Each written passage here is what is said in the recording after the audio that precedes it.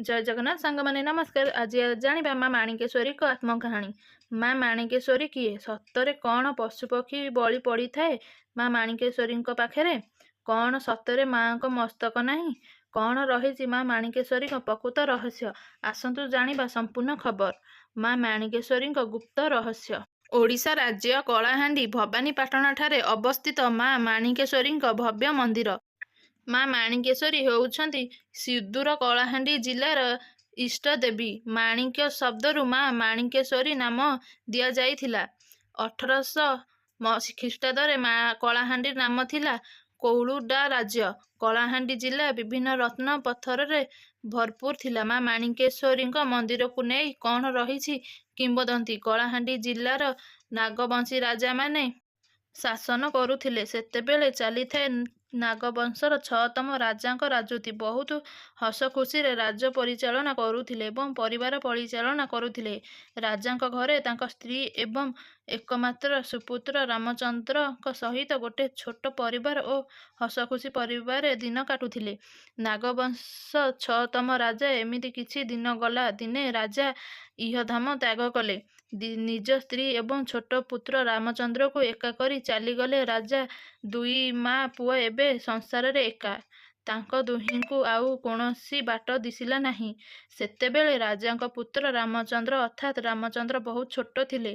ଦୁଇ ମାଆ ପୁଅ କ'ଣ କରିବେ ଭାବି ଭାବି ସେମାନେ ଶେଷରେ ନିଷ୍ପତ୍ତି ନେଲେ ଯେ ରାଣୀ ନିଜ ପୁତ୍ର ସନ୍ତାନକୁ ଧରି ନିଜ ମା ଘରକୁ ଚାଲିଯିବେ ବୋଲି ନିଷ୍ପତ୍ତି ନେଲେ। ନିଜ ମା ଘରକୁ ଚାଲିଯିବେ। ପୁତ୍ର ସନ୍ତାନକୁ ନିଜ କାନ୍ଧରେ ବୋହି ଚାଲିଗଲେ ମାଙ୍କ ଘରକୁ। ରାଣୀଙ୍କ ମା ଘର ଲୋକ ଗଙ୍ଗ ବଂଶର ଥିଲେ। ସେଠାରେ ସେମାନେ କିଛି ଦିନ ଅତିବାହିତ କଲା ପରେ ରାଣୀ ନିଜ ରାଜ୍ୟ କଳାହାଣ୍ଡି ବାବଦରେ ଭାବିଲେ। କିଛି ଦିନ ମା ଘରେ ବିତେଇ ସାରିବା ପରେ ସେମାନେ ଫେରି ଆସିଲେ ନିଜ ରାଜ୍ୟ କରୁଣୀ ଅର୍ଥାତ୍ କଳାହାଣ୍ଡିକୁ। ସେତେବେଳେ ରାଜାଙ୍କ ସୁପୁତ୍ର ଅର୍ଥାତ୍ ରାମଚନ୍ଦ୍ର ବଡ଼ ହୋଇ ସାରିଥିଲେ।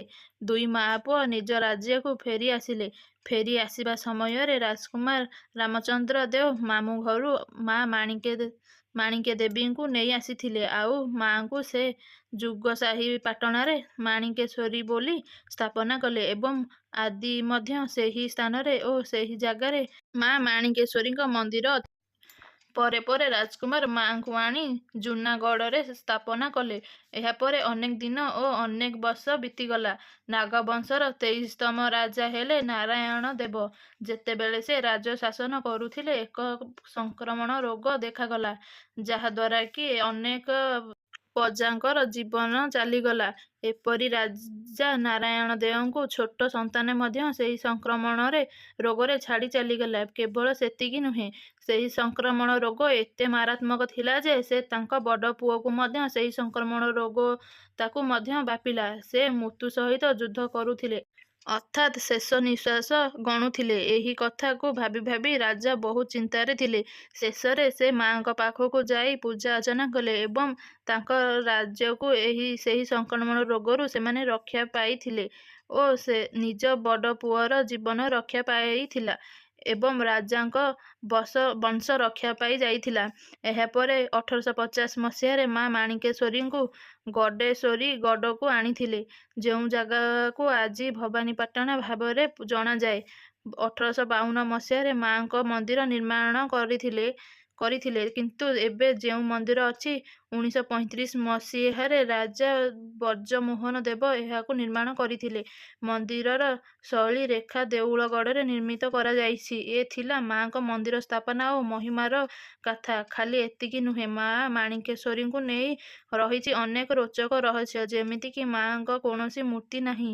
ସେ ଖମ୍ବରେ ପୂଜା ପାଆନ୍ତି। କେବଳ ସେତିକି ନୁହେଁ, ମାଁ ମାଣିକେଶ୍ୱରୀଙ୍କ ମସ୍ତକ ନାହିଁ। ପ୍ରତ୍ୟେକ ବର୍ଷ ମାଙ୍କୁ ନୂଆ ମୁଣ୍ଡ ମଧ୍ୟ ଲାଗି ହୁଏ। ମାଁ ମାଣିକେଶ୍ୱରୀ ଗୁପ୍ତରେ ପୂଜା ପାଇଥାନ୍ତି ଏବଂ ମାଙ୍କୁ ଛିନ୍ନମସ୍ତା ବୋଲି ସମ୍ବୋଧନ ମଧ୍ୟ କରାଯାଏ। ପ୍ରତ୍ୟେକ ବର୍ଷ ମାଙ୍କ ଛତ୍ରରେ ଯାତ୍ରା କରାଯାଏ। ଏହି ଛତ୍ରର ଯାତ୍ରାରେ ମାଙ୍କ ପାଖରେ ପଶୁପକ୍ଷୀ ବଳି ପଡ଼ିଥାନ୍ତି। ଏ ଥିଲା ମାଁ ମାଣିକେଶ୍ୱରୀଙ୍କର କିଛି ଗୁପ୍ତ ରହସ୍ୟ। ଏମିତି ଅନ୍ୟ କୌଣସି ମନ୍ଦିର ତଥା ଦେବାଦେବୀଙ୍କ ରହସ୍ୟମୟ କଥା ଜାଣିବା ପାଇଁ ଏବେ ହିଁ ସାଇ ଓଡ଼ିଆ ଷ୍ଟୋରିକୁ ସବସ୍କ୍ରାଇବ୍ କରନ୍ତୁ। ଜୟ ଜଗନ୍ନାଥ।